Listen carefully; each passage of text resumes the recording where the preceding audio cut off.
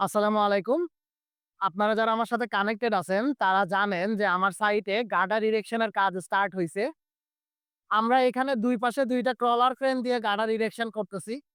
আর গার্ডার erection related একটা video already আমার channel থেকে আপলোড করা হইছে। যেখানে আমি দেখানোর চেষ্টা করছি কিভাবে আমরা বেয়ারিং প্যাড বসাই এবং ইলাস্টোমেরিক বেয়ারিং প্যাডের খুঁটিনাটি ব্যাপার-স্যাপার। ছোট্ট সেই ভিডিওতে একটা ভাই কমেন্ট করছে যে, "আমি কাজটা ভুল করে করতেছি।" উনি উনার মতো করে কাজটা করার জন্য সাজেস্ট করছে আমাকে। তো আজকে সেই ব্যাপারটা নিয়েই আলোচনা করব যে, আমি কি ভুল করলাম এবং উনি আমাকে কি সাজেশন দিল। উনি আমাকে যেটা সাজেস্ট করছে, সেটা সহজভাবে বোঝানোর জন্য আমি পিয়ার ক্যাপের উপরে উঠে চলে আসলাম। এই যে দেখেন পিয়ার ক্যাপের উপরে গার্ডারটা এরকম কংক্রিট স্ট্রাকচারের উপরে বসানো হয়। এই কংক্রিট স্ট্রাকচারটাকে আমরা বলি বেয়ারিং প্যাডেস্টাল অথবা বেয়ারিং শীট।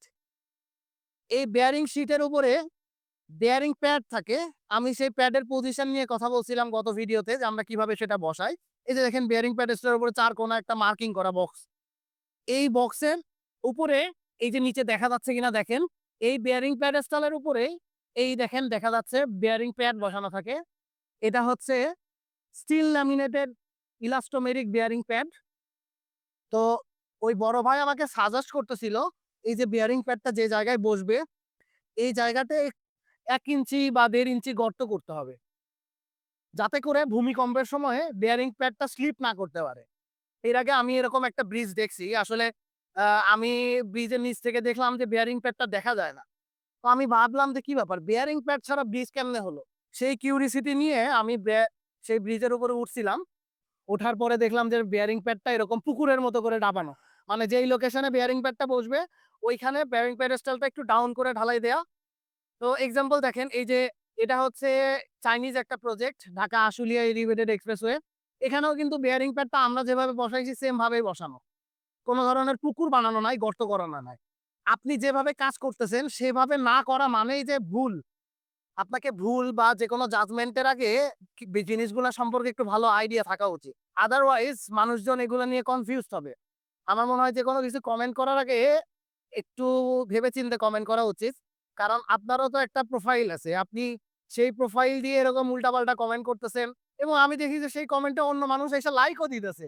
তো একটা মেসাকার অবস্থা আরকি। আচ্ছা যাই হোক, কমেন্ট-টমেন্ট এগুলা আমার ভিডিওর রিচ এর জন্য ভালো। এটা আমার জন্য পজিটিভ ব্যাপার। বাট আমি আসলে রিচ-টিচ নিয়ে কাজ করতেছি না। আমি জিনিসটা বোঝাইয়া বলি। এই গার্ডার এখানে যতগুলা গার্ডার দেখতেছেন আমাদের এই স্প্যানে ১০ টা গার্ডার আছে, হ্যাঁ?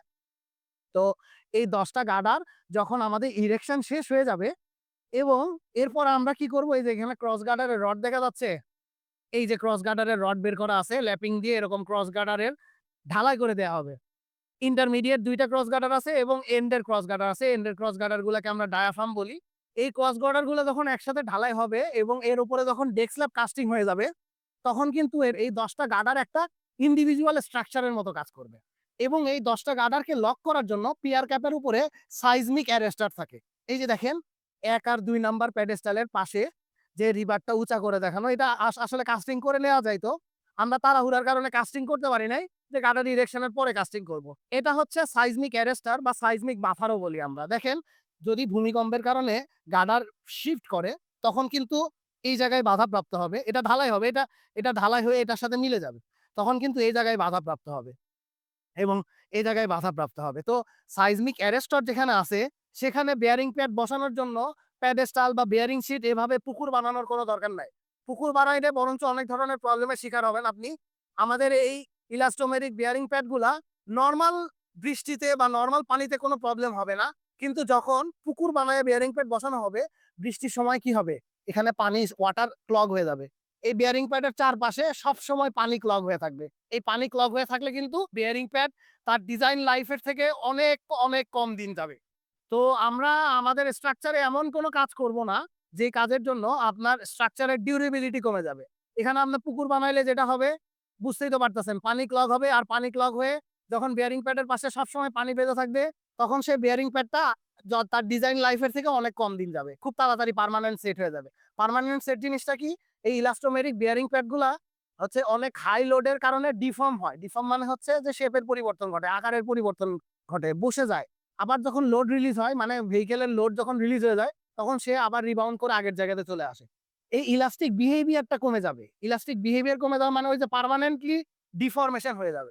ডিফরমেশনটা পার্মানেন্ট হয়ে যাবে। তো আমরা এমন কোনো কাজ করব না যেটা আমার স্ট্রাকচারের ডিউরেবিলিটি ইস্যু ঘটাবে। আপনি খেয়াল করে দেখবেন আপনাকে বলতেছি এই ভিডিওটা আপনাকে উদ্দেশ্য করেই বানানো। আপনার ব্রিজে আপনি যে কাজটা করতেছেন, এই কাজের কারণে আপনার যে বেয়ারিং প্যাডেস্টাল, এই বেয়ারিং প্যাডেস্টালের ডিউরেবিলিটি কমে যাবে এবং আরেকটা ব্যাপার খেয়াল করে দেখবেন আপনার হয়তো পিয়ার ক্যাপের উপরে এইরকম সাইজমিক অ্যারেস্টর নাই বা এরকম সাইজমিক বাফার নাই। যে কারণে হয়তোবা আপনারা এরকম করে কাজটা করতেছেন। তো আপনি যেভাবে কাজ করতেছেন, ঐরকম ভাবে যদি অন্য কেউ না করে, তার মানে এই না যে সে ভুল করতেছে। ধন্যবাদ সবাইকে। আসসালামু আলাইকুম।